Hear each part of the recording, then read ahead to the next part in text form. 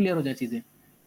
तो hashing algorithm में आते हैं हम लोग। सबसे पहले आज हमारा टॉपिक है हैशिंग एल्गोरिदम, जिसके अंदर हम सीख रहे होंगे हैशिंग क्या होती है, private keys, public keys and digital signature, 4 topic सीख रहे होंगे। तो हैशिंग क्या होती है मैं आपको बता दूं एक बार तो। हम्म, ठीक है। हैशिंग क्या होती है, ये आप देख रहे होंगे यहाँ पे ये डायग्राम। पहले तो मैं प्रेजेंट कर दूं।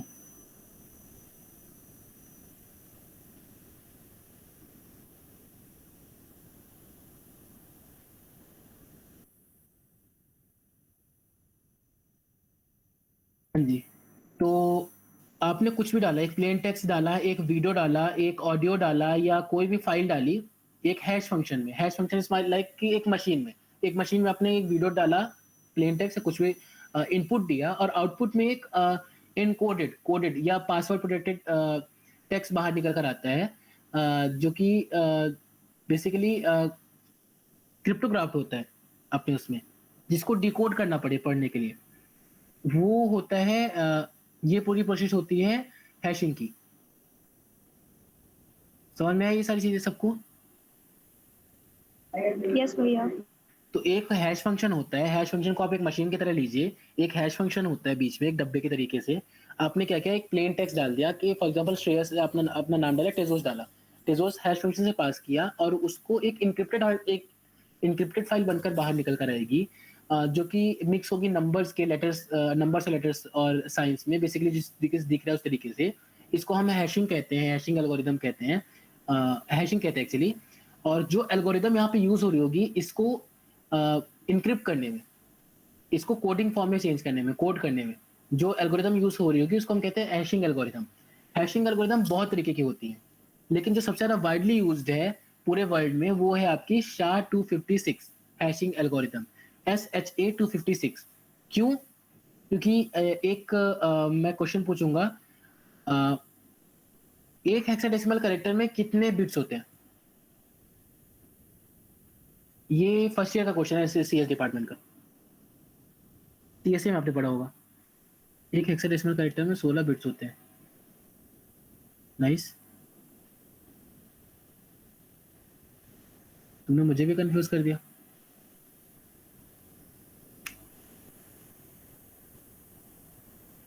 चार बिट्स होते हैं। एक हेक्साडेसिमल कैरेक्टर में 4 बिट्स होते हैं। नाइस। एंड देन इसमें क्या होता है SHA-256 में कि आपने एक ऑडियो डाला, आपने एक वीडियो डाला, इररिस्पेक्टिव उसकी लेंथ कितनी है, आपने एक वर्ड का टेक्स्ट डाला, या आपने पूरा पूरा ऐसे डाल दिया, डजंट मैटर कि इनपुट की साइज कितनी है, वो आपको 64 हेक्साडेसिमल कैरेक्टर्स के इनकोडेड फॉर्म में वो चीज बनाकर दे देगा। आपको 64 हेक्साडेसिमल कैरेक्टर्स में आपको एनकोडेड वो हैश कोड बेसिकली दे देगा, उसको हम हैश कोड कहते हैं, जो भी निकल कर आता है। मैं आपको यहाँ पे एक इलस्ट्रेशन दिखाता हूँ, बस मुझे 2 मिनट दीजिएगा।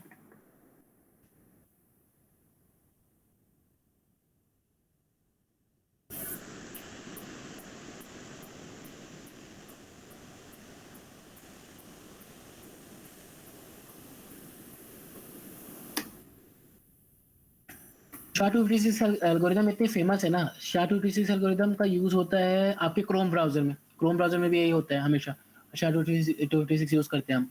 और बहुत से ऐसे ब्राउजर्स हैं जहाँ पे इसका यूज करते हैं, और एंड्रॉयड वगैरह में हर जगह ऑलमोस्ट हम इसी का यूज करते हैं। इसका मैं आपको रीजन बताऊंगा क्यों यूज करते हैं। तो देखिए, ये आपकी SHA-256 का एक इलस्ट्रेशन है बेसिकली। यहाँ पे मैंने कोई एक डाला, जैसे कि IPC WGC HRC। ठीक, ये मैंने टेक्स्ट डाला और यहां से इसका एक कोड जनरेट किया। ये देखिए यहाँ पे कोड जनरेट हो गया, दिख रहा है आपको?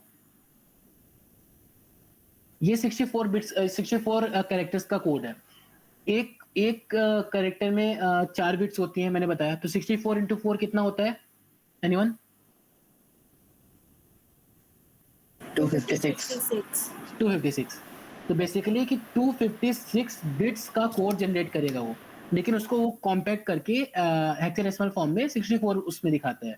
तो आपने अब इतने का डाला, कितना आपने IPCW का डाला, ठीक है ना? अब आप यहाँ पे खूब बड़ा सा टेक्स्ट कोई भी डाल देते हैं, खूब बड़ा सा टेक्स्ट, इतना जितना मर्जी से है। आप यहाँ पर देखेंगे, ये देखिए चेंज हो रहे हैं नंबर्स आपके सामने, चेंज हो रहे हैं। ये 64 हेक्साडेसिमल कैरेक्टर्स ही हैं बस नंबर चेंज हो गए, अलग अलग कॉम्बिनेशन बन गया। अब ये बताइए, आप ये देख के, ये जो सिलेक्टेड है, ये देख के बता सकते हैं कि यहाँ पे क्या लिखा है? कभी भी गेस कर सकते हैं? नहीं ना। तो ये बेसिकली हो गई हैशिंग। कैसे कि हमने ये कोई हैश फंक्शन काम कर रहा है बीच में, जहां पे हमने एक इनपुट डाला, उस इनपुट का ये आउटपुट आया, जो कि कोडेड फॉर्म में है, जो कि ओरिजिनल ओरिजिनल कंटेंट से बहुत अलग है। जैसे मैंने अपना नाम भी डाला, उसको भी 64 बिट्स में ये कोड करके दे देगा। ये होती है हैशिंग। और SHA-256 एल्गोरिदम ऐसी चीज है जो कि आपका क्रोम भी यूज करता है, ब्लॉकचेन्स भी यूज करती है, और हर जगह यूज होता है, क्योंकि बहुत ट्रस्टेड है। क्यों है, मैं आपको आगे बताता हूँ। तो इतना सबको क्लियर है? इतना तक किसी को डाउट? आपका पहला टॉपिक खत्म हो गया।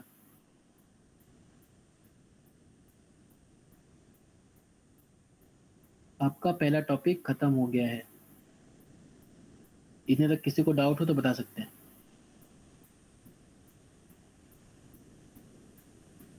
ठीक है, तो फिर सेकंड टॉपिक। अब कौन है? सेकंड टॉपिक में बढ़ते हैं। शिट।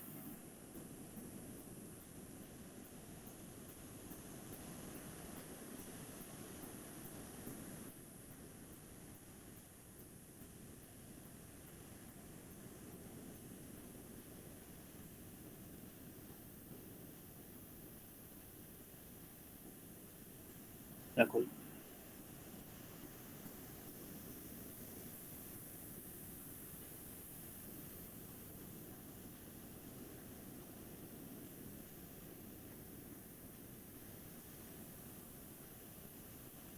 दिख रहा है? ये टैब दिख रही है? Yes sir. ठीक है। अब एक ब्लॉकचेन कैसे होती है मैं आपको दिखाता हूँ। ये एक ब्लॉक है, ब्लॉक नंबर 1। ठीक है, ये ब्लॉक नंबर 2, ब्लॉक नंबर 3, ऐसे होते हैं। ठीक है। एक ब्लॉक में क्या होता है कि आपका ये ब्लॉक नंबर कौन सा है, ब्लॉक नंबर सेव होगा। देन ब्लॉक के अंदर डेटा, डेटा के अंदर आप कुछ भी डाल सकते हैं। आपको पता है ना, ब्लॉकचेन में चीजें कुछ भी डालते हो सिक्योर रहता है।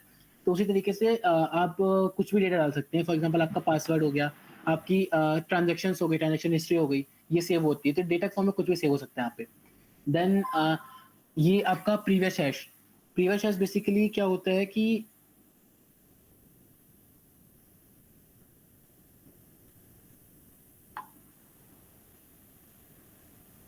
ये दिख नहीं रहा है क्या?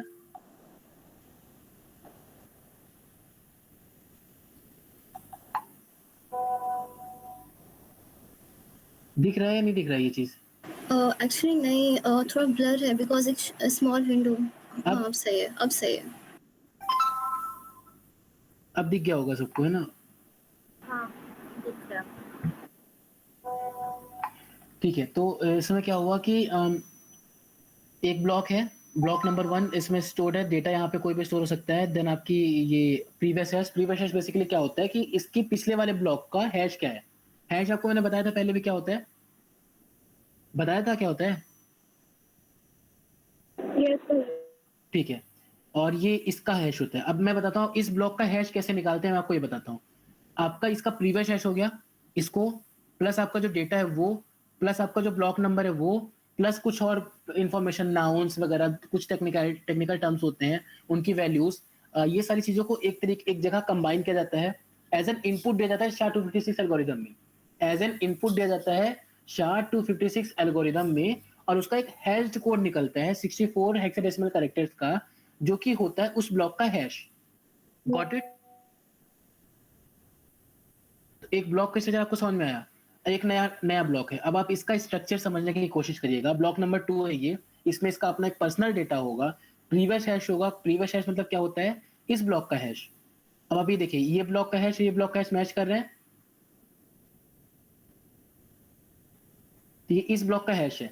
एंड देन इस प्रीवियस हैश को, इस डेटा को, इस ब्लॉक नंबर को ऐड करके, प्लस कुछ और टेक्निकल टर्म्स जैसे कि नाउन्स और कुछ और टेक्निकल वैल्यूज होती हैं, उनको ऐड करके, डिजिटल सिग्नेचर्स वगैरह, इन सब चीज़ों को ऐड करके, इस पूरे ब्लॉक में जो भी इंफॉर्मेशन सेव है, उस चीज़ को कंबाइन करके SHA-256 एल्गोरिदम से पास करके निकाला जाता है। और जो एनकोडेड फॉर्म में आता है डेटा, उसको कहते हैं उस ब्लॉक का हैश, जैसे कि ये जनरेट होगा। ये एक तरीके से एग्जांपल इलस्ट्रेशन दिया गया आपको। ये होता है 64 हेक्साडेसिमल कैरेक्टर्स का हैश। Got it? अब आपके यहाँ पास तीसरा ब्लॉक है और इसमें भी ऐसी चीजें हैं। इसका प्रीवियस हैश देखिए, ये है जो कि इसके हैश से मैच करता है। प्रीवियस हैश का कॉन्सेप्ट इसलिए यहाँ पर है कि सिंस आपके पास ये ब्लॉक 3 है फॉर एग्जांपल, अब आउट ऑफ द ब्लू आपके पास ब्लॉकचेन की कोई भी इंफॉर्मेशन नहीं है, बट आपके पास ब्लॉक 3 की इंफॉर्मेशन है पूरी, ब्लॉक 3 आपके पास पूरा है, ठीक है। तो आप ब्लॉक 3 में एंटर करते हैं और आपने देखा कि अब ब्लॉक 3 की इंफॉर्मेशन आपके पास कैसे आएगी, मतलब कि आपके पास ब्लॉक 3 का हैश है, क्योंकि हैश एक्ट करता है as a fingerprint of a block. Fingerprint क्यों? क्योंकि आपको मैंने पहले बताया था जो आपकी कोडेड फॉर्म में डेटा आएगा वो यूनिक होगा, यूनिक। तो as an fingerprint of block act करते हैं हैश। तो आपका ब्लॉक 3 का फिंगरप्रिंट हो गया ये इसका हैश, ठीक है। तो आपको किसी ने ये हैश दे दिया और आपने इंटरनेट में सर्च किया ये हैश, तो आपके पास ब्लॉक 3 की इंफॉर्मेशन आ गई पूरी, ठीक। अब आप उसके थ्रू एक्सेस कर सकते हैं ब्लॉक 3 का नंबर, ब्लॉक 3 का डेटा और ब्लॉक 3 का प्रीवियस हैश। प्रीवियस हैश मतलब कि इसके पिछले वाले ब्लॉक का हैश।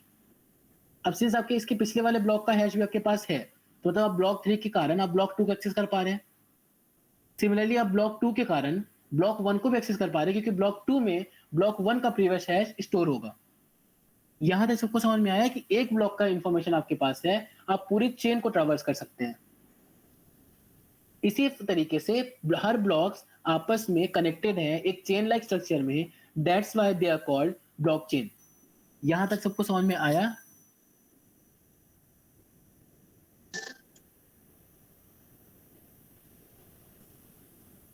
किसी को कोई डाउट?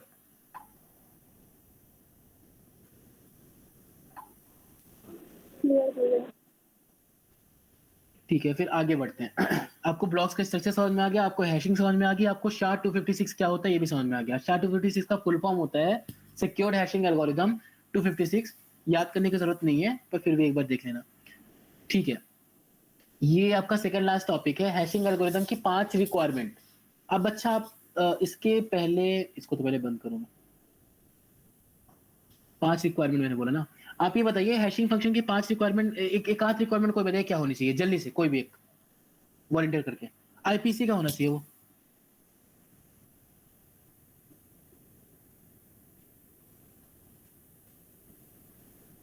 उमर प्रकृति होना चाहिए। वन वे देख के बोल दिया, क्यों?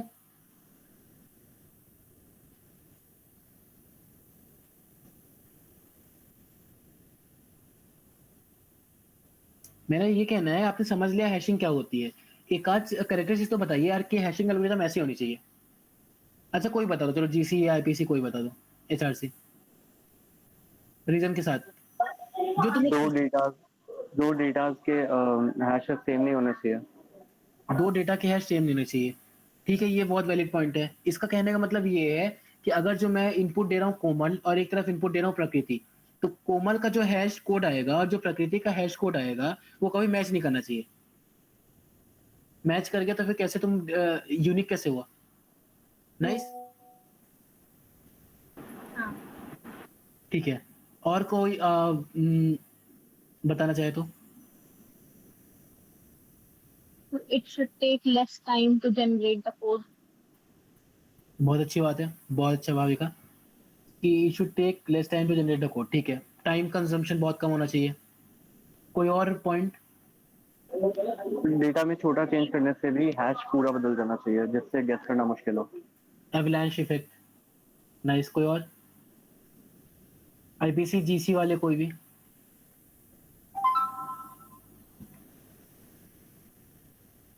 आईपीसी जीसी वाले कोई भी? Short होना चाहिए. It should not take ज़्यादा space. नाइस, ये भी अच्छा पॉइंट है, स्पेस ज्यादा नहीं होना चाहिए। वैसे ये पॉइंट काफी अच्छा है, लेकिन ये ऑलरेडी टेक केयर कर लेता है इस पॉइंट का, क्योंकि मैंने पहले बताया ना 64 बिट्स का 64 हेक्साडेसिमल जनरेट करता है, तो उसकी स्पेस कॉम्पैक्ट ही है, उतनी ही है, लिमिटेड है। मैं आपको अब मैं समझाता हूँ। कोमल तुमने वन वे बोला था, वन वे एक बार एक्सप्लेन करने की वो करो, कोशिश करो। वन वे क्यों? जब हम डेटा को लाइक इनक्रिप्टेड डेटा में कन्वर्ट करते हैं तो वो से मतलब लाइक इनक्रिप्टेड डेटा वापस डेटा में कन्वर्ट होता है। Very good. ये बहुत अच्छा आंसर था, यही चाहिए था मुझको यहाँ पर कि वन वे क्यों होना चाहिए। तो 2-3 पॉइंट तो तुम लोगों ने खुद से क्लियर कर लिए जो होना चाहिए था, मतलब बिना मेरे बताए तुम लोग को पता है कि क्या-क्या होना चाहिए। एक कोमल ने बताया, एक भाविका ने बताया, इन्होंने भी सही बताया था कि स्पेस कम लेना चाहिए, बट वो तो ऑलरेडी टेकन केयर है। और आशीष ने बहुत अच्छे पॉइंट्स दिए। तो बेसिकली सारे पॉइंट्स आप लोगों ने क्लियर कर लिए। अब मैं आप लोग को यहाँ पे एक्सप्लेन कर देता हूँ ऊपर-ऊपर से, ताकि सबको समझ में आ जाए। ये कैसे प्रेजेंट होगा? हाँ जी, वन वे होना चाहिए डेटा। डेटा वन वे, जैसा कि कोमल ने आप लोग को बताया कि वन वे होना चाहिए, इसका मतलब ये है कि डेटा से आपने इंक्रिप्शन कोड जनरेट कर लिया, ठीक है? कि आपने एक डेटा डाला, पर आपने कोई बहुत सीक्रेट सी बात डाली हैशिंग एल्गोरिदम में, उस सीक्रेट सी बात का एक हैश कोड जनरेट हो गया। अब वो सीक्रेट सी बात किसी को पता ना चले, आप ये चाहते हैं। तो अगर ये जो आपका ये जो हैश कोड है ना, ये पूरी दुनिया में घूमेगा। आप किसी को ट्रांसफर करेंगे ना तो घूमेगा, उसके पास तक जाएगा। तो हाँ, हाँ। तो ये हैश कोड ऐसे जाएगा। 2 टॉपिक और बचे हैं आज के, हाँ। तो ये एक बार चला गया। अब आपको मान लीजिए किसी को ये हैश कोड मिल गया और उसने वापस से कुछ कैलकुलेशन करके मैथमेटिक्स लगा के रिट्रीव कर लिया कि ओरिजिनल वैल्यू क्या रही होगी। तो तब आपके लिए नुकसान है, आपकी वो सीक्रेट सी बात पता चल जाएगा उसको। गॉट इट और नॉट? तो पहली कैरेक्टरिस्टिक्स ये है हैश फंक्शन की कि हैश फंक्शन के डेटा से जो आंसर जनरेट होता है वो कभी भी उल्टा रीट्रेस कोई ना कर पाए। वन वे का मतलब ये होता है कि रीट्रेस कोई ना कर पाए। एक बार उसको हैश कोड मिल गया तो हैश कोड से पता ना लगा पाए कि असली वैल्यू, असली इनपुट इसका क्या था। समझ में आई ये बात सबको? आगे बढ़ते हैं। डिटर्मिनिस्टिक होना चाहिए। डिटर्मिनिस्टिक मतलब ये होना चाहिए, ये है कि अगर जो एबीसी डालने पर उसकी वैल्यू 726 आ रही है तो मैं एबीसी को 100 बार डालूं, 1000 बार डालूं, लाख बार डालूं, उसकी वही वैल्यू आनी चाहिए। ये सारी चीजें मैं आपको वापस से बताऊंगा, अभी एक बार सुन लीजिए। फास्ट कंप्यूटेशन होना चाहिए, जैसे भाविका ने बताया था कि बहुत जल्दी आंसर्स देने चाहिए, मतलब कि ज्यादा टाइम ना ले। वो भी मैं आपको दिखा दूंगा डेमोन्स्ट्रेट करके। विथस्टैंड कोलिजन, ये पॉइंट बताया था आशीष ने, बताया था गेस कि कोलिजन लाइक कि जैसे मैंने बताया था कि प्रकृति को मैंने इनपुट में डाला, प्रकृति नाम और कोमल नाम डाला। ये इन दोनों नाम का जो आउटपुट है ना, कभी भी क्लैश नहीं होना चाहिए आपस में। कि मान लीजिए प्रकृति का कोड आ रहा है 1234, तो कोमल का कोड कभी 1234 नहीं आना चाहिए। SHA-256 एल्गोरिदम इसलिए इतनी ज्यादा रिस्पेक्टेड है, इतनी ज्यादा यूज होती है, क्योंकि ये पांचों कैरेक्टरिस्टिक बहुत अच्छे से पूरी करती है। और ऐसा माना गया है कि देखो 64 कॉम्बिनेशन ही होते हैं, 64 वर्ड्स हैं, उसी के कॉम्बिनेशन बनते रहते हैं घूम फिर के। तो 64 की हमारी वो स्ट्रेंथ है, उसमें हम कॉम्बिनेशन घुमाते रहते हैं। उसके बावजूद आज तक कभी भी ऐसा नहीं हुआ कि SHA-256 एल्गोरिदम में आपने कोई इनपुट डाला हो और वो पुराने किसी भी इनपुट से मैच कर जाए। इसलिए SHA-256 एल्गोरिदम बहुत वाइडली एक्सेप्टेड है। एक बहुत मेजर पॉइंट है इसका ये। Then avalanche effect. Avalanche effect क्या होता है कि देखिए, जब मैंने आपको वन वे समझाया था ना, तो वन वे से ही रिलेट करिएगा इसको। ये वन वे इसलिए पॉसिबल है क्योंकि हम एवलांच इफेक्ट का यूज करते हैं। एवलांच इफेक्ट का मतलब ये होता है कि एक छोटा सा चेंज करूँ ना मैं, एक छोटा सा चेंज करूं तो उसके लिए एक मेजर चेंज आ जाए आउटपुट में। मैं आपको अभी यहाँ पे एक्सप्लेन करूंगा कि कैसे होती है। पांचों प्रॉपर्टीज एक्सप्लेन कर लूंगा। एवलांच इफेक्ट सबसे पहले एक्सप्लेन करता हूँ कि कैसे। तो ये देखिए, ये दिख रही है विंडो सबको? कोई ऐसा जिसको विंडो ना दिख रही हो? कोई ऐसा है जिसको विंडो ना दिख रही हो?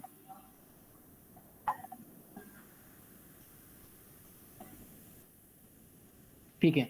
तो अब मैंने देखिए श्रेयस का, मैं फिर से लिखता हूँ एक बार, कैपिटल एस डालता हूँ, श्रेयस। ठीक है, श्रेयस का कोड मैंने जनरेट किया। ये देखिए लाइव कोड जनरेट हो रहा है। अब ये देखिए श्रेयस के आगे मैं कुछ भी लिखता जा रहा हूँ और कोड कितना जल्दी जनरेट होता जा रहा है, within milliseconds code generate हो रहा है। मेरा पॉइंट यहाँ पर ये है कि जो आपकी फास्ट कंपटीशन वाली कैरेक्टरिस्टिक थी वो पूरी हो गई। किसी को डाउट है? देख ले सबने कि कितना फास्ट कंपटीशन है इसका।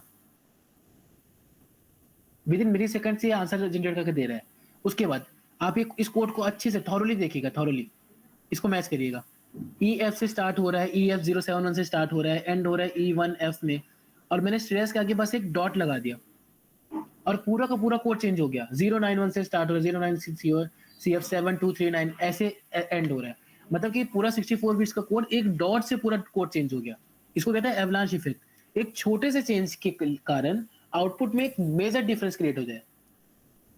इसका इसका इम्प्लीकेशन ये है कि ये कोड किसी को मिल जाए ना, तो कभी वो फाइंड आउट ही नहीं कर सकता कि ये वैल्यू क्या रही होगी, क्योंकि जब एक डॉट से पूरे इनपुट के आगे डॉट लगाने से कोई चीज चेंज हुई, नाम तो मेरा वही है, गॉट इट, कोई अंतर आया नहीं आया इनपुट के आगे बस एक डॉट लगाने से, लेकिन आउटपुट पूरा चेंज हो गया। तो कोई कभी गैस ही नहीं कर सकता कि एक्चुअली इनपुट क्या रहा होगा। तो इसलिए आपकी इन्फॉर्मेशन बहुत सिक्योर होती है।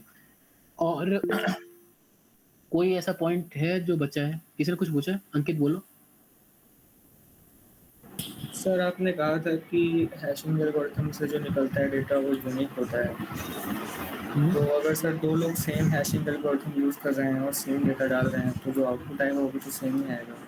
अरे मैंने ये नहीं कहा कि सबके लिए यूनिक होता है। मेरा कहने का मतलब ये है कि दुनिया में कहीं भी तुम SHA-256 लेके जाओ, अगर तुम टेजोस का एक हैश कोड निकालते हो तो वो किसी भी मशीन से वही देगा। SHA-256 की किसी भी मशीन से वही कोड जनरेट करेगा, चाहे तुम निकालो यहाँ रीवा में बैठ के, या मैं यहाँ दिल्ली में बैठ के निकालू, या कोई अर्जेंटीना में बैठ के निकाल रहा हो। डजेंट मैटर कि तुम कहाँ से कौन निकाल रहा है। अगर जो वो एल्गोरिथम यूज कर रहे हैं हम, तो एक इनपुट के लिए सेम आउटपुट देगा वो। लेकिन अंकित, तुम्हारा मैं डाउट यहाँ पे समझ गया। तुम्हारा डाउट इसलिए कि ऐसा होगा कि ऐसे तो पता चल जाएगा किसी को भी कि इनपुट क्या था। Yes sir. अरे यार, तो उसमें श्रेयस इनपुट थोड़ी ना कोई डालता होगा। इनपुट बहुत बड़े बड़े होते हैं। इनपुट लाइक कि जब कोई इनपुट, तुम ये बताओ, तुम अंकित जैसे वर्ड, मतलब एक सिंगल सेंटेंस, एक सिंगल वर्ड थोड़ी छुपाना चाहोगे कभी? नहीं सर, मैं तो बस यही पूछ रहा था कि इसमें डेटा यूनिक हाँ, कैसे रहता है। डेटा यूनिक तो ऐसे होता है कि बस श्रेयस का यही डेटा रहेगा हमेशा। अब देखो, मैं श्रेयस डॉट क्रिएटर तुम देख रहे हो ना, अब श्रेयस डॉट क्रिएटर मैं कितनी बार भी चेंज कर लूँ, मैंने पूरा चेंज कर दिया। अब ये देखो, श्रेयस डॉट, फिर से वही 091 वाला डेटा आ गया। तुम कितनी बार भी डाल लो यही डेटा रहेगा, कितनी बार भी रिफ्रेश कर लो यही डेटा रहेगा। ये होता है यूनिकनेस डेटा की। और जब एक्चुअली में हम इसका यूज करते हैं ना, तो बहुत बड़े बड़े डेटा पास होते हैं इससे। तो इसलिए ये चीज़ बहुत वैल्यूएबल है कि कभी भी मतलब कोलाइड नहीं होती।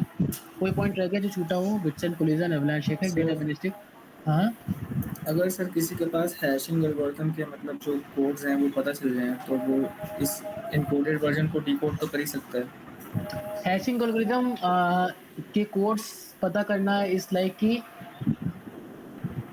तुम ये कहना चाह रहे हो हैशिंग एल्गोरिथम के कोड्स पता कर जाए तो एनकोडेड को डिकोड कर सकता है।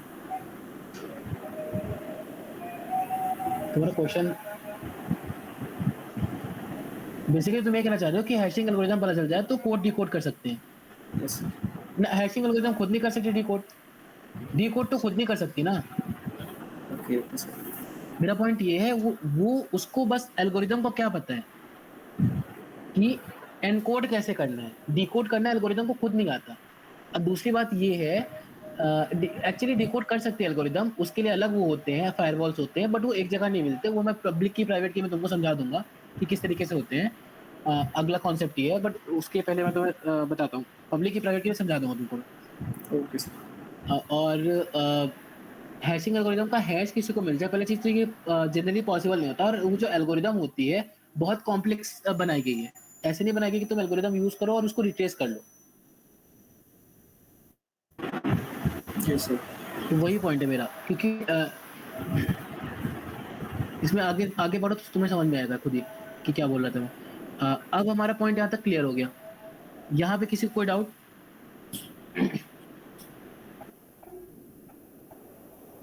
ठीक है, तो फिर अब आगे बढ़ते हैं, आते हैं अपने कॉन्सेप्ट में, पब्लिक की एंड प्राइवेट की। किसी को कोई डाउट है पूछिए। उपासना पूछो। भैया ये पूछना था कि ऐसे हैशिंग एल्गोरिदम कोई भी अगर कोई ग्रुप बना रहा है या कोई भी पार्टी बना रही है, उसके पास तो हमारा इनपुट होगा, हमारा डेटा होगा, तो उससे किसी से क्यों?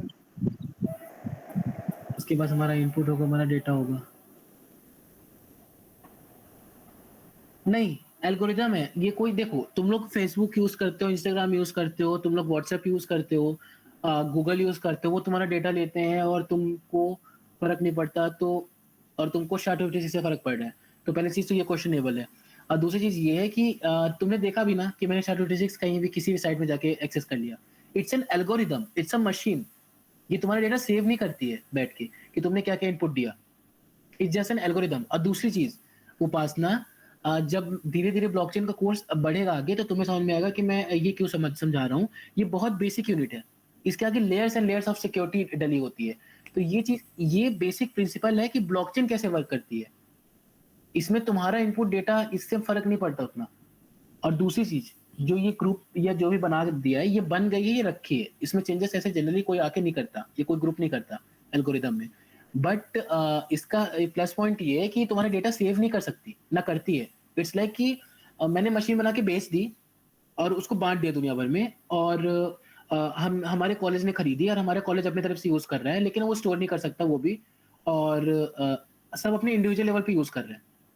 तो मैं लेकिन स्टोर नहीं करता हमारा डेटा, ना एक्सेस करता है। एज इन मतलब हैशिंग जो हैश कोड रहता है वो कंपेयर करता होगा क्या? जैसे पहले हैश कोड सेव रहेगा, फिर बाकी को जो हम लोग इनपुट देंगे तो उस टाइम पे जब वो हैश कन्वर्ट हो जाएगा तो उसके इक्विवेलेंट रहने से शायद डेटा लेगा, ऐसा कुछ होता है?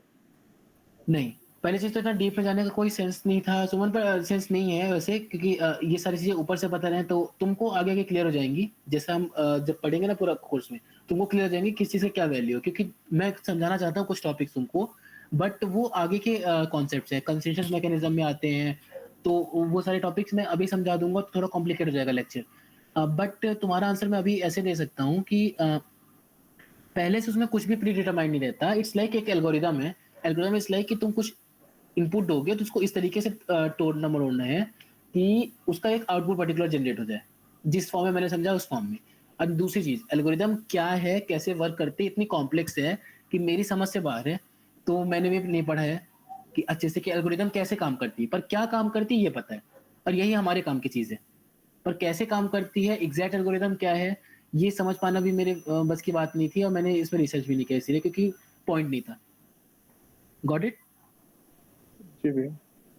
अब बाकी तुम्हें आगे क्लियर होगा, जो तुम्हारे क्वेश्चंस है ना, तुम उपासना को तुम्हें भी क्लियर होगा और सुमन तुम्हें भी क्लियर होगा कि क्यों मैं कहना चाह रहा हूँ। उपासना तुम्हारी जो बात थी, हम अपना प्राइवेट डेटा इसको डालेंगे नहीं ऐसे डायरेक्टली, हम बहुत लेयर्स में डालते हैं डेटा। उसके पहले मैं तुम्हें समझा रहा था पब्लिक की प्राइवेट की। पब्लिक की प्राइवेट की समझाने से पहले मेरी स्क्रीन विजुअल होनी चाहिए तुम लोग को, तब समझ पाओगे तुम लोग। सिमेट्रिक इंक्रिप्शन समझाना पड़ेगा पहले।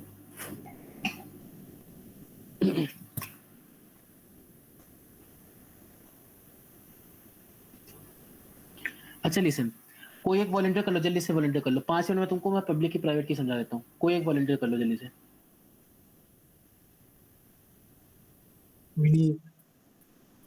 विनीत तुम वॉलंटियर करो, ठीक है। विनीत ने वॉलंटियर किया, ठीक है। ये इस तरफ मैं हूँ, लेफ्ट साइड श्रेयस, इस तरफ है विनीत, राइट साइड, ठीक है। मेरे पास एक इस तरफ ठीक है विनीत है। मेरे पास एक इंफॉर्मेशन है इस फॉर्म में, ठीक है। इतना समझ में सबको? एक इंफॉर्मेशन है, एक नेल कटर के फॉर्म में इंफॉर्मेशन है। देन मैंने क्या किया कि ये की है मेरे पास, ये व्हाइट कलर की जो भी चीज है ना, इसको की मानेगा। व्हाइट कलर मतलब की, अभी मानिएगा मेरे इलस्ट्रेशन में ये की है मेरे पास। मैंने इस की का यूज किया और इस डेटा को इंक्रिप्ट कर दिया, राइट। मतलब कि ये की जो है इस डेटा को खोल सकती है। ये डेटा इंक्रिप्टेड है मेरे पास, ये की डेटा को खोल सकती है। अब देखो, जनरली तुम्हें हैकिंग का खतरा क्या होता है कि जब तुम यहाँ से डेटा विनीत को ट्रांसफर कर रहा हूँ तो बीच से कोई हैकर आएगा, वो डेटा उठा लेगा, तुम्हारे व्हाट्सएप का सर्वर हैक करके, फेसबुक का सर्वर हैक करके वो डेटा उठा लेगा और तुम्हारे मैसेज पढ़ लेगा और उसको वापस छोड़ देगा, विनीत तक पहुंच जाएंगे। या तो फिर हो सकता है उठा ले, विनीत तक पहुंचे ही ना, वो अलग चीज हो गई। लेकिन एक तरीके से क्या है, उठा लिया और तुम्हारा डेटा पढ़ लिया। इस चीज का तुमको कंसर्न है कि बीच में कोई हैकर ऐसा ना करे। तो मैंने एक डेटा उठाया, इसको एक की से इंक्रिप्ट कर दिया और उसको विनीत तक पहुंचाया। सिंस ये इंक्रिप्टेड डेटा है, सिंस ये डेटा इंक्रिप्टेड है तो उठा के पढ़ता भी। क्यों इंक्रिप्टेड है? SHA-256 एल्गोरिथम लगाई हमने इसमें, तो इस तरीके से हमने इसको इंक्रिप्ट कर दिया। अब बीच से कोई उठा के इसको पढ़ता है तो क्या होगा, वो कुछ कर सकता है इस डेटा का, हाँ या ना? नहीं, क्योंकि उसके पास सिर्फ कोडेड डेटा है, कोडेड डेटा है कोई उसकी। कोड है। उसके लिए यूजलेस है ये डेटा चलेगा विनीत के पास। अब ये बताओ विनीत ये डेटा कुछ कर सकता है?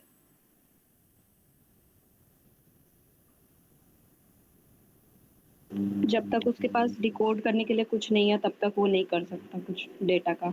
एक्चुअली जब तक डिकोड करने के लिए नहीं है कुछ तब तक वो नहीं कर सकता। मैं देखता हूँ कोई इलस्ट्रेशन मुझे यहाँ पे मिल जाएगा, दिखाता हूँ।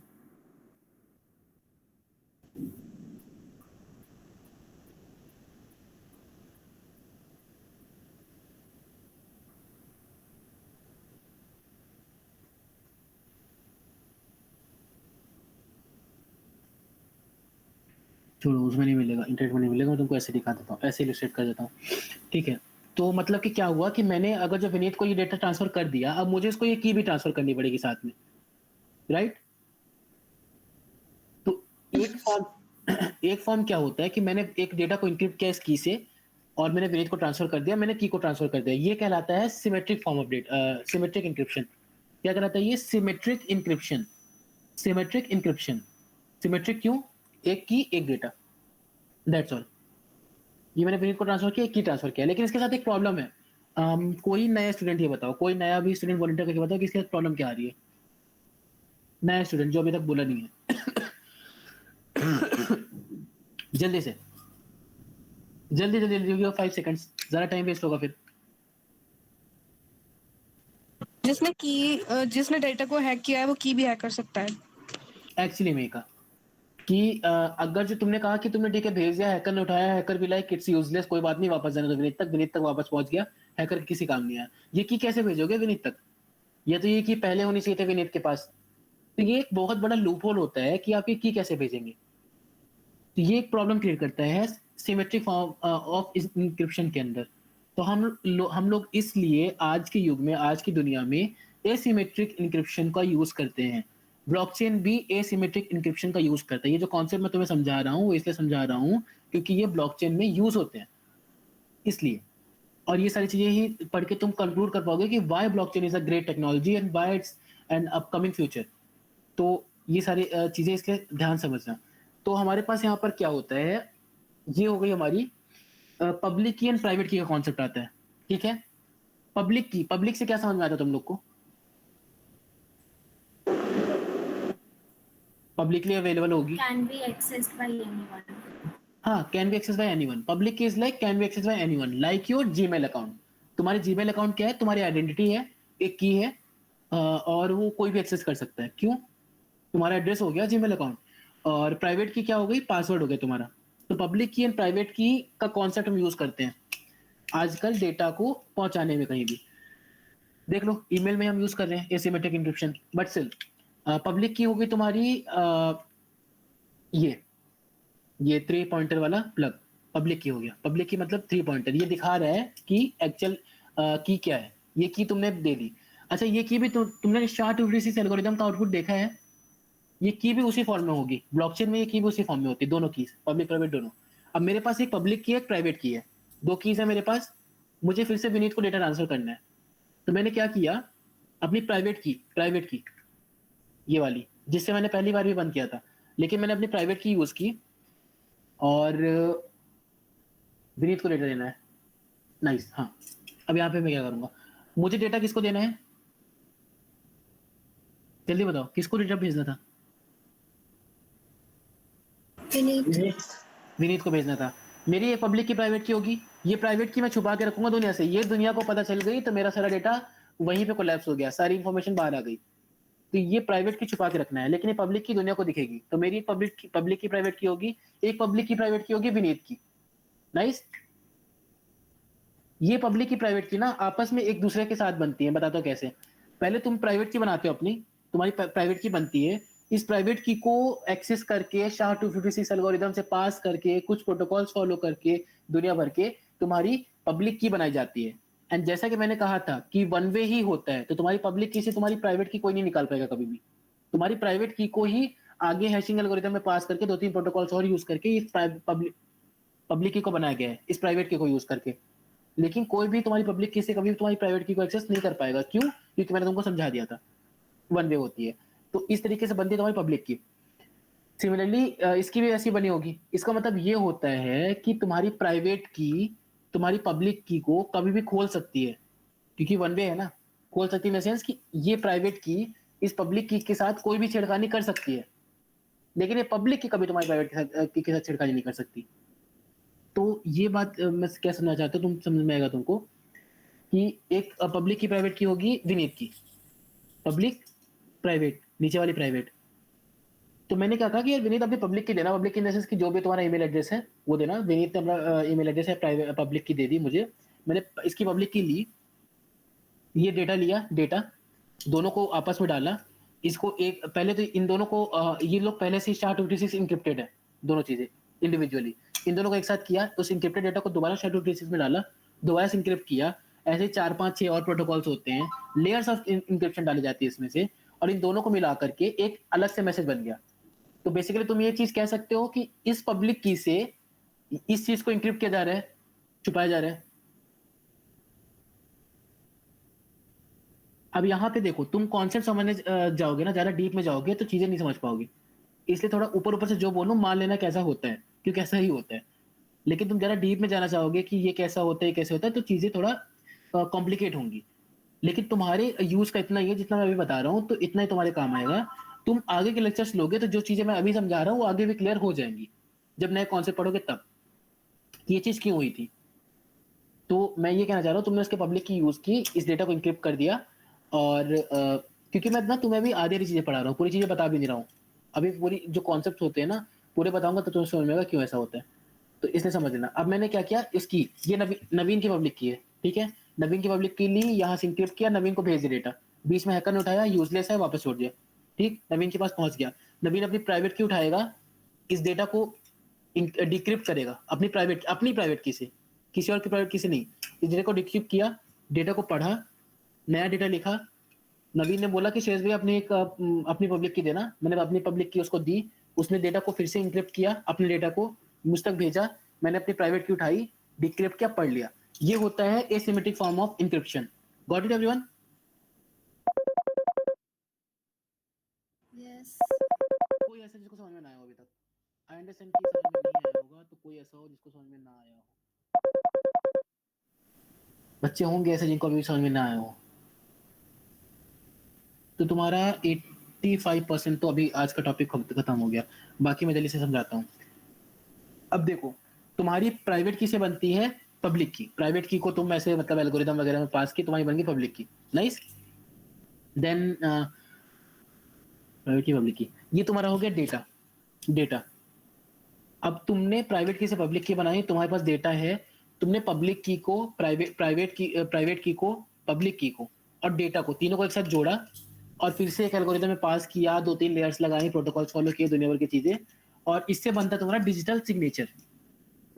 डिजिटल सिग्नेचर इस मतलब कि उस ब्लॉक का डिजिटल सिग्नेचर जो कि ब्लॉक में ही सेव होता है, मैंने अभी तुमको बताया था। तो ये हो गया तुम्हारा डिजिटल सिग्नेचर। ये इसको मैं तुमको दिखाना चाहूँ तो अभी दिखाने का टाइम नहीं है, मैं तुमको ऐसे बता दूंगा।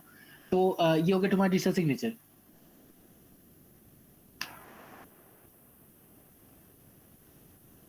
डिजिटल सिग्नेचर इस काम आता है कि क्या गारंटी है कि जो डेटा मैंने भेजा है विनीत को, वो मैंने ही भेजा है। विनीत कैसे जानेगा कि मैंने भेजा है? इस डिजिटल सिग्नेचर से। जब विनीत इस डिजिटल सिग्नेचर को वेरीफाई करेंगे, या विनीत के एंड पे जो भी माइनर्स है, स्टेक होल्डर्स होंगे, वेरीफाई करेंगे, तो उनको पता चलेगा कि डिजिटल सिग्नेचर किसका है, श्रेयस भैया का है। Okay, well and good. तो आगे चलेंगे। मैं तुमको अभी ये चीज एक बार एक्सप्लेन करके दिखा देता हूँ कि किस तरीके से वर्क करती चीजें। इससे पहले मैं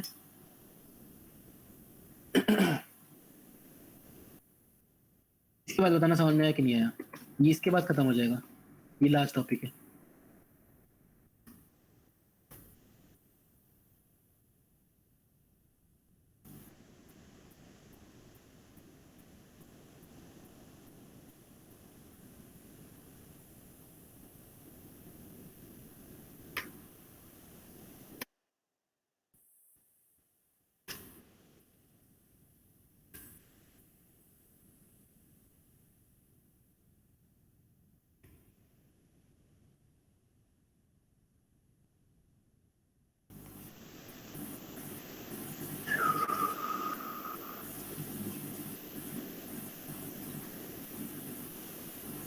ठीक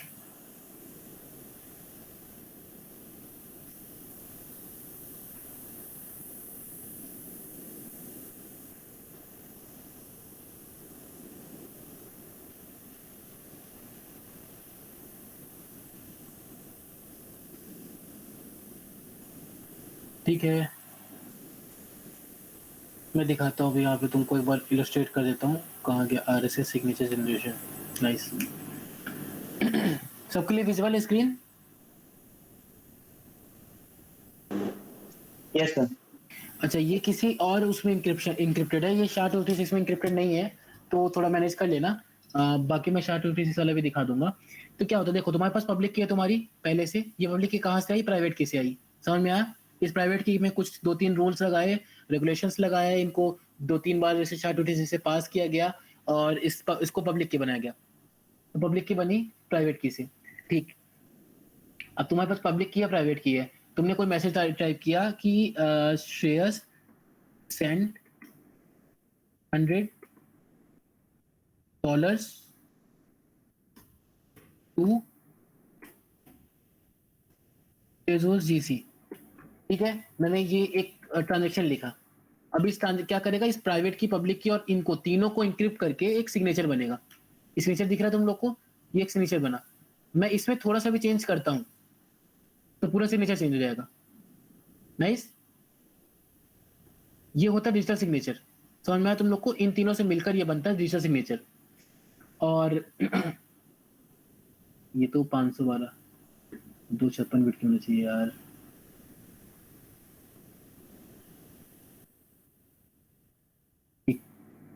वेरीफाई कैसे करते सिग्नेचर को?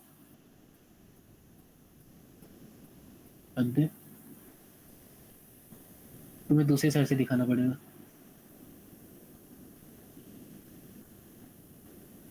ये साइड्स SHA-256 दिखा क्यों नहीं रही?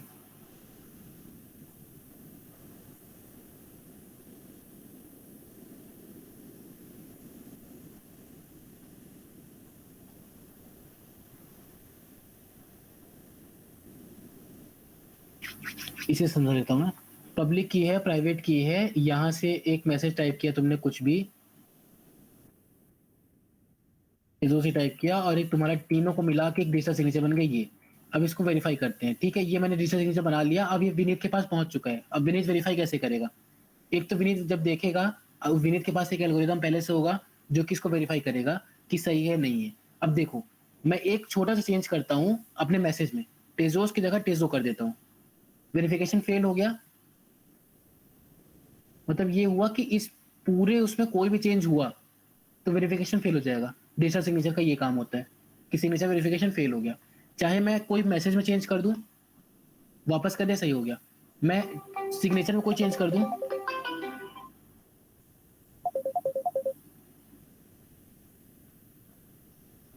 मैं सिग्नेचर में कोई भी चेंजेस कर दूं, तब भी वेरिफिकेशन फेल होगा। ये देखो जैसा भी हुआ।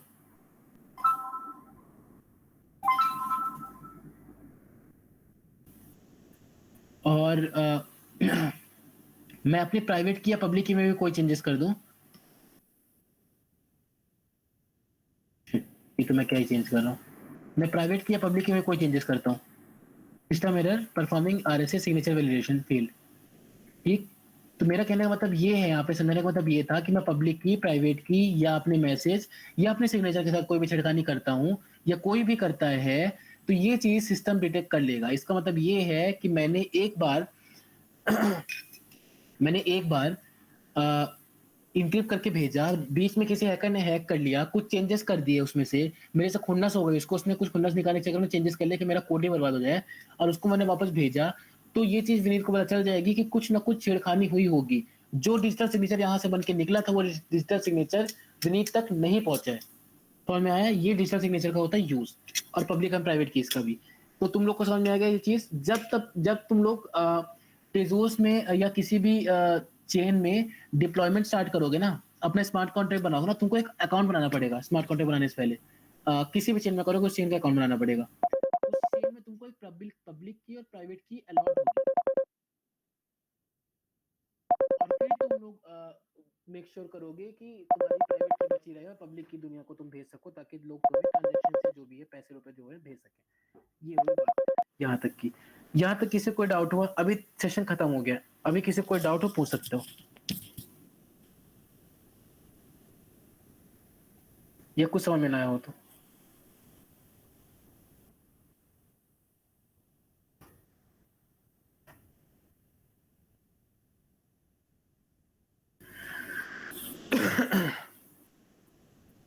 किसी को कोई भी डाउट?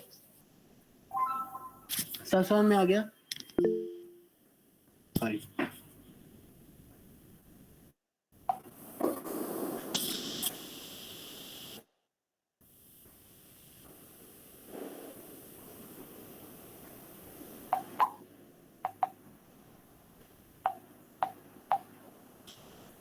किसी कोई डाउट? किसी कोई डाउट नहीं? सबको सब आता है? जितना बड़ा सब आ गया?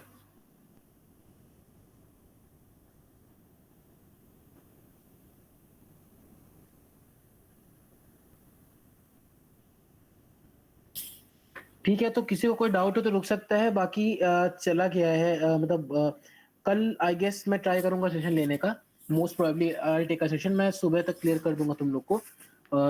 मुझे कोमल और प्रकृति तुम लोग याद दिला देना।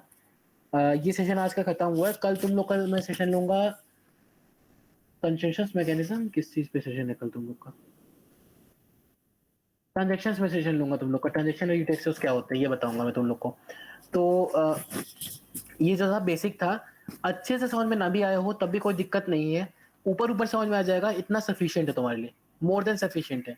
तुम्हें बस पता होना चाहिए कि ये जो पब्लिक की है क्या होती है, कैसे वर्क करती है, क्यों होती है, प्राइवेट की है क्यों होती है। क्योंकि जब तुम किसी टेक्नोलॉजी में वर्क कर रहे हो तो तुम्हें उस टेक्नोलॉजी के बेसिक्स पता होने चाहिए, फंडामेंटल्स पता होने चाहिए, तब जाके तुम अच्छे से वर्क कर पाओगे। और तुम्हें समझ में आएगा कि ब्लॉकचेन क्यों एक्चुअली में इतनी ज्यादा सिक्योर है।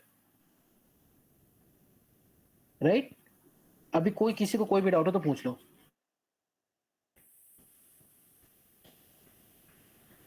कोई तो पूछो यार।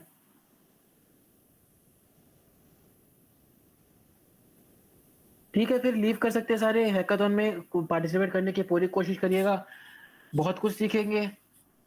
हंसराज वाले तो सारे ही करेंगे, हंसराज वाले के पास ऑप्शन नहीं है। हाँ अंकित पूछो। सर हैकाथॉन में जो ऑनलाइन पार्टिसिपेंट्स होंगे वो क्या प्राइज मनी के लिए एलिजिबल होंगे? अरे हाँ हाँ बिल्कुल होंगे, जो तुम लोग करोगे सारे होंगे, बस तुम्हारा प्रोजेक्ट अच्छा होना चाहिए। एंड मोस्ट प्रोबेबली तुम लोग को पार्टिसिपेशन बोनस भी, जो मतलब कैश तो नहीं मिलता है, बट गुडी शॉर्ट्स जो मिलते हैं वो मिले, मोस्ट प्रोबेबली पार्टिसिपेशन का वो मिले। I am not sure but 90% chance है कि मिले। जो लोग एंड तक में अपना प्रोजेक्ट सबमिट करते हैं उनको मारा जाता है पार्टिसिपेटिंग, जो लोग स्टार्ट बीच में छोड़ कर जाते हैं उनको नहीं। तो अगर तुम्हारा प्रोजेक्ट सबमिट होता है तो मोस्ट प्रोबेबली तुमको चीजें मिले। एंड मोर ओवर सारे लोग सबके लिए बराबर होंगे, रूल्स से कोई दिक्कत नहीं है। तो ज्यादा लोग हैकाथॉन में पार्टिसिपेट करना, लेजिट बहुत सारी चीजें सीखोगे, बहुत मजा आएगा। Once in a lifetime experience होते ही पहले हैकाथॉन, और अपने दोस्तों के साथ करोगे तो और मजा आएगा, सीखते सीखते करोगे, बहुत सारी चीजें सीखोगे। और मतलब मैं क्या ही बताऊं, मेरा पहला हैकाथॉन एक्सपीरियंस बहुत अच्छा था। तेजस के साथ नहीं था, मेरा वेब 2 पे ही था, नॉर्मल वेबसाइट डेवलपमेंट पे था। तो इसलिए मैं बाकी लोग को भी सजेस्ट करता हूँ कि तुम लोग भी करना, एक्चुअली बहुत बड़ा मजा आएगा। एंड HRC वालों के पास तो आई गेस ऑप्शन नहीं है ना करने का किसी भी हालत में।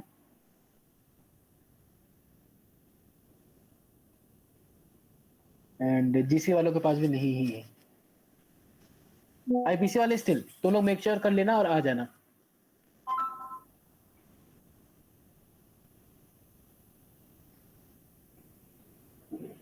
ठीक, तुम लोग जा सकते हो, अगर जाना हो तो। Good night everyone. एंड कोई डाउट हो तो टेक्स्ट कर देना, बता देना। हाँ विनीत। भैया GC की फुल फॉर्म क्या है? Government engineering college Rewa. Okay.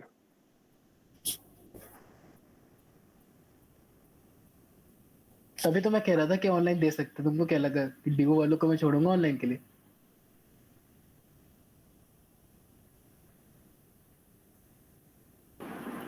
Shreyas, हाँ जी, जो वर्कशॉप कंडक्ट होगा हैकाथॉन का वो 22nd, 23rd और 24th को होगा, राइट? ऑफलाइन हंसराज कॉलेज में।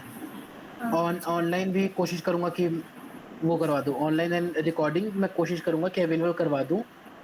पक्का नहीं कह सकता बट कोशिश करूंगा मैं। एंड वर्कशॉप कितने ड्यूरेशन का होगा?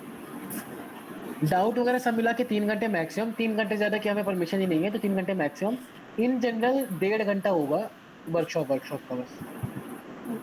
एंड जो एक प्रोजेक्ट सबमिशन डे रहेगा दैट इज 26 एंड 27, उसमें से 27 28 28 को तुम लोग अच्छा। फाइनल सबमिट कर सकते हो। स्टार्ट तुम्हारा 27 से हो जाएगा, 28 को तुम लोग फाइनल सबमिशन कर सकते हो।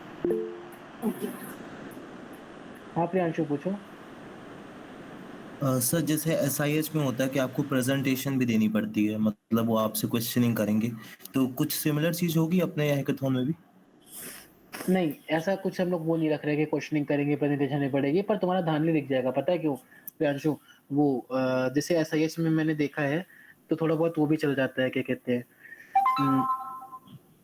कुछ टीम्स का कि किसी और से बनवा दिया, क्या कैसे हो गया। यहाँ पे सारी चीजें डिटेक्ट हो जाएंगी। क्यों? क्योंकि 80-82 लोग होंगे टोटल ओवरऑल भरने वाले, तो पता चल जाती है। तो इसलिए प्रेजेंटेशन की जरूरत नहीं पड़ेगी, और डॉक्यूमेंटेशन बनाने की जरूरत पड़ेगी। हाँ पड़ेगी, डॉक्यूमेंटेशन बनाओगे तुम अपना, पर प्रेजेंटेशन दो ही, इसकी कोई जरूरत नहीं है। मतलब सर डॉक्यूमेंटेशन में हमें बताना पड़ेगा कि हमने किस तरीके से बनाया है, एक काइंड ऑफ प्रेजेंटेशन है जो वर्बली ना होके हमारा रिटर्न होगा। काइंड ऑफ, वो भी, उसमें भी तुमको रिलैक्सेशंस मिल जाएंगे, वो रूल्स क्लियर होने के बाद तुम्हें बता दिया जाएगा। बट हाँ, रिलैक्सेशंस मिल जाएंगे, उसमें तो इशू नहीं है। मेजरली तुमको सिखाने के लिए की जा रही है हैकाथॉन, भले इसमें प्राइज मनी इंक्लूडेड है, पैसे दे रहे हैं ताकि जितने ज्यादा हो सके बच्चों का इंटरेस्ट बढ़े सीखने में। तो सिखाने के लिए की जा रही है, तो उतना ज्यादा फोकस नहीं किया जाएगा इन सारी चीजों पे। बट हाँ, रूल्स तो रहेंगे हैकाथॉन वाले। भैया इन केस अगर हमारी टाइमिंग्स क्लैश होती हैं किसी इंटरनल टेस्ट से, तो हम लोग ऑनलाइन वीडियोस अगर देखेंगे, अगर अवेलेबल कराई गई, तो क्या हमें उसका मतलब अटेंडेंस अगर रिकॉर्ड रहेगा तो उसमें हमें मिलेगा अटेंडेंस? देखो अटेंडेंस से एट द एंड देखो फर्क पड़ता नहीं। मैं तुमको बताता हूँ चीजें कैसे वर्क करती हैं। तुम 3 दिन की वर्कशॉप में आते हो, ऑफलाइन अटेंड करते हो, ऑनलाइन अटेंड करते हो, उस हिसाब से तुमको जो है तो चलो ठीक है अपनी जगह अटेंडेंस। तुम रिकॉर्डेड वीडियो देखते हो तो उसका मार्क तो नहीं होगा, बट तुम रिकॉर्डेड वीडियो देख के तुम प्रोजेक्ट बनाते हो और प्रोजेक्ट सबमिट करते हो। मेन वैल्यू इस चीज की होती है, 90-95% वैल्यू होती है तुमने प्रोजेक्ट बनाया और सबमिट किया। बट अगर तुम वो 3 दिन की वर्कशॉप अटेंड नहीं करते ना, तो तुम प्रोजेक्ट नहीं बना सकते, क्योंकि मैंने तुमको पढ़ाया है, मुझे पता है तुमसे कितना आता है। तुमको मैंने बेसिक्स ही बताया अभी भी, जो कि काम में नहीं आने। ये तो बस ये जान लो कि ब्लॉकचेन होती क्या है, इस चीज के लिए है। मेन तो तुमको डेवलपमेंट बाद में पढ़ाई जाएगी। तो ये है कि हाँ, तुमको 3 दिन की वर्कशॉप लेनी पड़ेगी। तुम सबकी बात करो, मैं किसी एक या किसी एक कॉलेज की नहीं, सबको मैंने पढ़ा है तो मुझे मालूम है। Even HRC second year, third year और फर्स्ट ईयर जहाँ जहाँ है, अब तो फर्स्ट वाले सेकंड में आने वाले होंगे। तो सर, तो जिस भी कॉलेज की जहाँ भी है, कहीं भी नहीं पढ़ाया गया फंडामेंटल से आगे, तो तुम सबको खुद से वर्कशॉप अटेंड करके पढ़ना पड़ेगा। तो हाँ, तुम लोग चाहे जैसे भी करो, मेन जो वेटेज है, अटेंडेंस वेटेज है, वो है कि तुम अपना प्रोजेक्ट सबमिट करते हो, चाहे वो कंप्लीट हो चाहे वो टूटा फूटा हो। मेन वेटेज इस चीज का है। अब बिना वर्कशॉप्स लिए ये चीज पॉसिबल नहीं है। जो लोग ऑफलाइन वर्कशॉप लेंगे उनको ऑनलाइन वर्कशॉप वालों से दोगुना फायदा होगा, क्योंकि डाउट सेशंस होते हैं, लाइव होता है। तुम सबको पता है लाइव के क्या फायदे होते हैं, तो डेफिनेटली फायदा होगा। बट इसका मतलब ये नहीं कि जो लोग मिस कर गए उनका बहुत बहुत भारी नुकसान है। स्टिल वो प्रोजेक्ट बना सकते हैं, कर सकते हैं, जीत सकते हैं वो भी हैकाथॉन। तो ये बात है। और बताओ कोई? तो टाइमिंग हर हालत में उसी में रहेगी और कॉलेज आवर्स में ही रहेगी? हाँ, क्योंकि हमारा कॉलेज भी तुमको पता है ना कि उसके बिना तो खुलता नहीं ना, बिना कॉलेज आवर्स के। ओके भैया। तो कॉलेज आवर्स में रहेगी। तुम लोग 1-2 दिन कॉलेज मिस कर लेना, हो सके तो अपने टीचर्स को फॉर्मल एप्लीकेशन दे सकते हो कि इस चीज के लिए मिस कर रहे हो। सीएस डिपार्टमेंट है, कभी भी कोई भी क्वेश्चन रेज नहीं करता है। इवन कई बार तुम लोग के इंटरनल तक शेड्यूल किए जा सकते हैं, बस तुम लोग को बात करने की बात है। प्रकृति तुम वाइस लीड हो और कोमल लीड है, तुम लोग आगे आकर अपने फर्स्ट ईयर्स के लिए बात करो कि ऐसे है, इतने लोग रजिस्टर किए हैं, जाना चाह रहे हैं, तो तुम लोग को डेफिनेटली कंसेशन नहीं लेगा टीचर की तरफ से। आई एम टेलिंग यू, क्योंकि मैं तो ऐसा बहुत कर चुका हूँ अपने बैचेस में। तुम लोग ऐसे टीम अप होके बताओ कि ये सारी चीजें हैं, कंसेशन चाहिए इस दिन के लिए, इस दिन प्लीज जो रख रहे हैं मत रखना, या इस दिन हम जाना चाह रहे हैं, और इनकेस वो रखते ही हैं तो कोई बात नहीं, तुम वर्कशॉप से कंसेशन ले लेना, तुम्हें रिकॉर्डेड वीडियोस दे देंगे। एंड इन केस उसके बाद जो तुम लोग को जरूरत पड़ती है डाउट सेशन की, तो मैं डाउट सेशन भी अरेंज कर दूंगा डिस्कॉर्ड पे ऑनलाइन। तुम मेंटर से डाउट पूछ सकते हो अपने चौथे पांचवें दिन और छठे दिन भी। ओके भैया। तुम लोगों के लिए चीजें जितनी फ्लेक्सिबल हो सकती हैं, जितनी पॉसिबल है, उतनी फ्लेक्सिबल करने की कोशिश मैं अपने एंड से करूंगा, उसमें कोई भी कमी नहीं रहेगी। तुम लोग कोशिश चिंता मत करना, जितनी चीजें हो सकती है ना उतनी चीजें करूंगा। बस तुम लोग को 7 दिन तक मेंटेन करना है और प्रोजेक्ट सबमिट करना है, कैसा भी प्रोजेक्ट हो। Again I am telling you, चाहे कंप्लीट हो चाहे ना हो, सबमिट करना है कैसे भी हालत में प्रोजेक्ट। ये तुम्हारा goal है, बनाना है।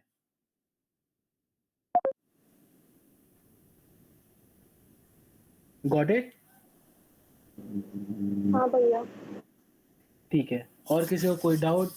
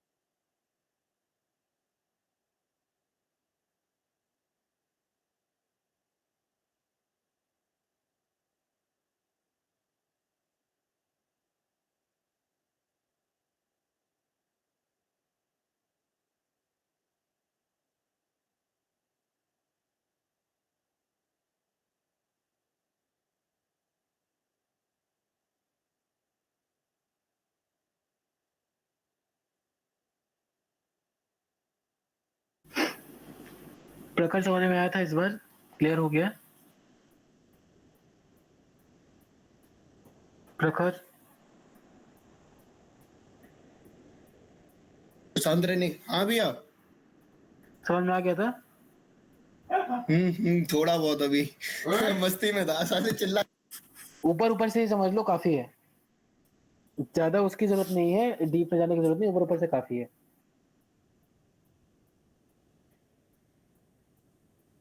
ठीक है, लीव कर सकते हो बाकी लोग। अगर सब किसी को कोई डाउट नहीं है, मैं खुद ही लीव कर देता हूँ। कुछ हो तो टेक्स्ट कर लेना। Bye bye everyone.